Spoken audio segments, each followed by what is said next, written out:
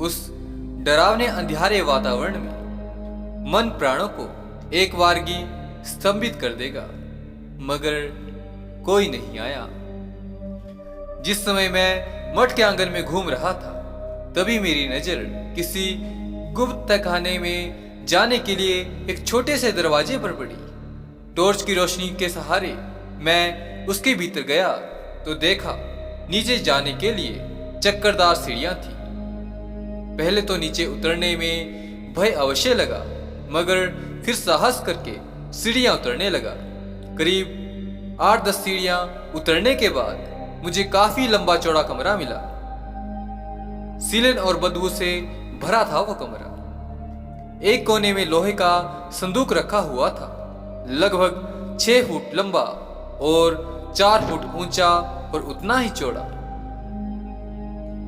उसमें ताला भी नहीं लगा था। न जाने किस प्रेरणा के वशीभूत होकर मैंने वो भारी भरकम संदूक खोल दिया। ढक्कन खोलते ही बदबू का एक तेज झोंका बाहर निकल गया। जी मचला उठा मेरा। जब मैंने टॉर्च की रोशनी संदूक पर डाली तो देखा उसमें तांबे और पीतल की लगभग 2 फुट की 3-4 नालियां थी। नालियों में ढक्कन लगे हुए थे। मैंने बाहर आकर उन नालियों को खोला तो देखा उसमें कागज के जैसे पतले तांबे के पत्रों पर किसी अज्ञात भाषा में कोई पांडुलिपि लिखी थी। मेरे एक मित्र थे, शिवनाथ जोशी। जोशी जी भाषा शास्त्री थे और कलकत्ता में रहते थे। मैंने उन्हें ही ताम्रपत्रों को दिखाना उचित समझा। जोशी जी ने जब ताम्रपत्रों को देखा तो उन्हें उनकी लिपि समझते देर ना लगी। एक बारगी चौंक उठे। वो आश्चर्य भरे स्वर में कहने लगे, शर्मा जी, यह तो काफी मूल्यवान और दुर्लभ संपत्ति है। पाली भाषा से मिलती जुलती एक विशेष भाषा है। इन पांडुलिपियों की जो बौद्ध काल में एक प्रांतीय भाषा थी।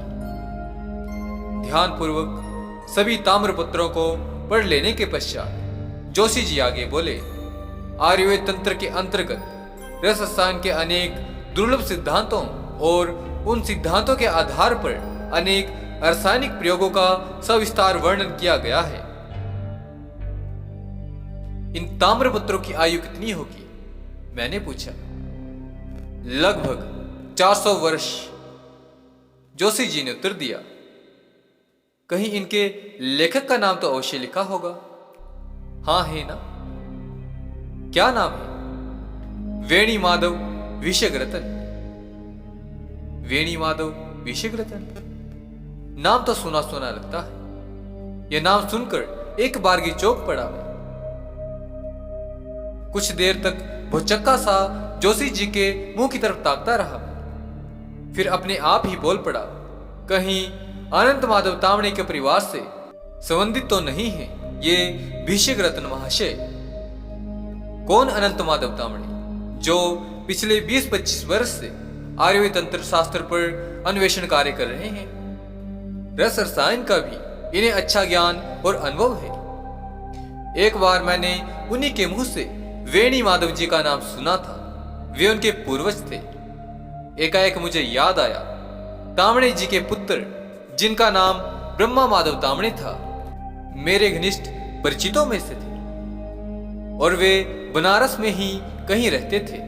इस संबंध में मैं उनसे पहले मिल लेना ही उचित समझा और उसी समय मैं कलकत्ता से बनारस के लिए रवाना हो गया, ताम्रपत्रों को लेकर। बनारस पहुंचते ही ब्रह्म माधव तावड़े से मिला। वे बालाघाट मोहल्ले में रहते थे। विस्तार से मैंने उन्हें सारी बातें बतला दी। सब कुछ सुन लेने के बाद तावड़े जी ने बताया कि वह कपालिकों का अति प्राचीन मठ है। गुप्त रूप से निवास करने वाले कपालिक और अघोर मार्गी सन्यासी उस मठ में रहकर तांत्रिक साधनाएं किया करते थे और कभी कभी सिद्धि लाभ के लिए नरबलि भी दिया करते थे। लगभग 400 वर्ष पूर्व उसी मठ से संबंधित एक कपालिक से मेरे पूर्वज वेणी माधव तावड़े का परिचय हुआ। उसमें पेशवाओं के आश्रय में वेणी माधव तावड़े निष्णात वैद्य थे। कापालिक को आयुर्वेद तंत्र की विकट सिद्धि थी। वो अपने साथ तामड़े महाशय को अपने मठ में ले गया। कुछ दिनों में ही तामड़े महाशय रसायन विद्या में निष्णात हो गए। उन्होंने उसी रहस्यमय मठ में एक रसायनशाला की स्थापना भी की थी। वे दिन रात जड़ी बूटियों के रसायन तैयार करने में जुटे रहते थे। कायाकल्प जैसे महत्वपूर्ण रसायन के अलावा वे रसायन के द्वारा त्रिकालदर्शी एक शीशे का निर्माण भी करना चाहते थे। कमरे की वह खिड़की तामड़े महाशय की देख रेख में बनी थी। उसके शीशे पर उन्होंने कई वर्षों तक स्वयं अपने रसायनों का प्रयोग किया था। शीशा तैयार होने के लगभग 1 साल बाद तामड़े महाशय ने एक ऐसे रसायन का निर्माण कर लिया था जिसका लेप शरीर पर करने से आदमी अदृश्य हो जाता था। मतलब वह सबको देख सकता था, उसे कोई नहीं देख सकता था। वेणी माधव तामड़े ने जिन जिन रसायनों को सिद्ध किया था, जिनमें उन्हें सफलता भी मिली थी, जिनका वे प्रयोग करके उसका परिणाम देख चुके थे, उनका सविस्तार वर्णन उन्होंने ताम्रपत्र पर किया था। इसके अलावा कर्कट रोग, लकवा, यक्षमा, नपुंसकता, धातु दौर्बल्य, बंध्या दोष, मूर्छा आदि असाध्य बीमारियों से संबंधित जड़ी बूटियों का सविस्तार वर्णन उन्होंने ताम्रपत्र पर किया था। निसंदेह वह ताम्रपत्र आयुर्वेद शास्त्र और औषधि तंत्र की अमूल्य और अत्यंत महत्वपूर्ण संपत्ति थी। कहने की आवश्यकता नहीं। पूरे 3 वर्ष के अथक परिश्रम के फलस्वरूप मैं उन ताम्रपत्रों का हिंदी में अनुवाद कर सका। जब मैं ब्रह्म माधव तामड़े से बातें कर चलने लगा तो वे बोले, मेरे पिताजी इस संबंध में आपको काफी विस्तार पूर्वक कुछ बतला सकते हैं। मैं आपको उनका पता दे रहा हूं, आप उनसे जाकर मिल लें। मैंने कहा, ठीक है, मैं अवश्य मिल लूंगा, मिलना भी चाहूंगा। इतना कहकर मैंने ब्रह्म माधव तामड़े से पता ले लिया और इस तरह से स्वयं अपने आप को एक भयंकर निमंत्रण दे दिया। चंबा के निकट एक अत्यंत निर्जन स्थान में एक नदी के किनारे रह रहे थे अनंत माधव तामड़े। नाम सुना था पर साक्षात्कार नहीं हुआ था। जब मैं भोर के समय पठानकोट स्टेशन पर उतरा तो उस समय काफी तेज ठंड थी। पठानकोट से चंबा के लिए बसें जाती हैं। पूरे 8 घंटे का रास्ता है। जब मैं चंबा पहुंचा तो उस समय सांझ की स्याह कालीमा फैलने लगी थी। चंबा में 2 रात बिताकर दूसरे दिन चल पड़ा मैं अनंत माधव जी से मिलने के लिए। चंबा और कश्मीर का सीमांत प्रदेश, पहाड़ी इलाका, घनघोर जंगल, गहरी निस्तब्धता छाई हुई थी।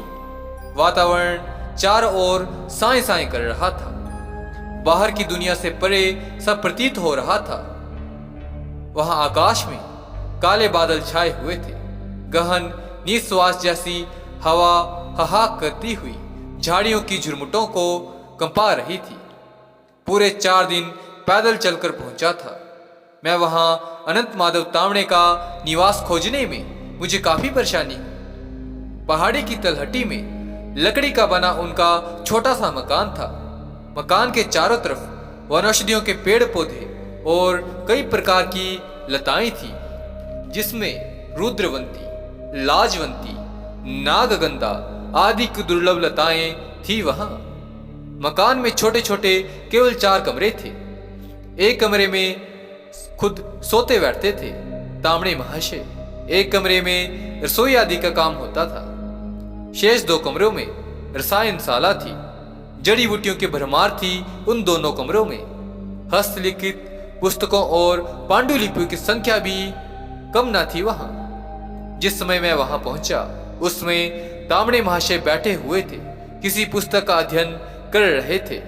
लगभग 65 से 70 वर्ष की आयु की अवस्था, सुगंधित यष्टि, गौर वर्ण, कंधों तक झूलते काले घुंघराले बाल, घनी दाढ़ी और चेहरे पर विलक्षण तेज और आंखों में ज्योति थी।